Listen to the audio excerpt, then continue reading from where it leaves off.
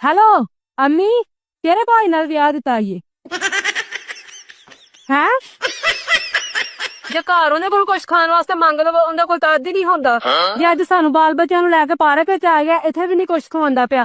ਬਾਲ ਮੇਰੀ ਜਾਨ ਨੂੰ ਰੋਂਦੇ ਪਏ ਨੇ। ਹੈਲੋ, ਉਹ ਰੀ ਕਰਦੇ ਮੇਰੀਆਂ ਬੋਟੀਆਂ ਤੋੜਨ ਦੇ ਨੇ। ਬਾਲ ਆਂਦੇ ਨੇ ਸਾਨੂੰ ਇੱਥੇ ਗੋਲ ਗੱਪੇ ਖਵਾ, ਪਿਓ ਆਂਦਾ ਗੋਲ ਗੱਪੇ ਖੱਟੇ ਹੁੰਦੇ ਨੇ। ਬਾਲ ਆਂਦੇ ਨੇ ਸਾਨੂੰ ਆਈਸਕ੍ਰੀਮ ਖਵਾ, ਪਿਓ ਆਂਦਾ ਨਹੀਂ ਆਈਸਕ੍ਰੀਮ ਨਹੀਂ ਖਾਣੀ, ਗਲੇ ਖਰਾਬ ਹੋ ਜਾਂਦੇ। ਕਿਹੜਾ ਭਾਈ ਨਾਲ ਵਿਆਹ ਦਿੱਤਾ ਈ ਨਾ ਮੈਨੂੰ ਘਰ ਸੁੱਖ ਨਾ ਮੈਨੂੰ ਬਾਹਰ ਸੁੱਖ। ਚਲੋ ਠੀਕ ਹੈ, ਹਲਾ ਇਹਦੇ ਨਾਲ ਮੈਂ ਘਰ ਜਾ ਕੇ ਕਰਨੀ ਆ ਗੱਲ। ਚਲੋ ਠੀਕ ਹੈ, ਆਈਓ ਨਾ ਤੁਸੀਂ ਵੀ ਇਹਦੇ ਨਾਲ ਗੱਲ ਕਰਨ ਵਾਸਤੇ। ठीक है, अल्लाह हाफिज। हाँ जी, घर चल फिर बात करता हूँ। हेलो। हाँ की होया अम्मी?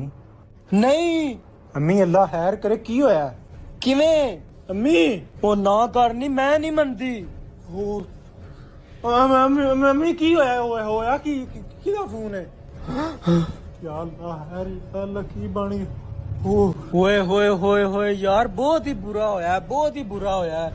अम्मी की होया? यार मैंने तो नहीं समझ आउंदी ये होए हो किवें गया है। अम्मी हाय ये तो मैं कल वेख्या सी, बिल्कुल ठीक सी। अम्मी की होया? अम्मी सब कुछ ठीक है।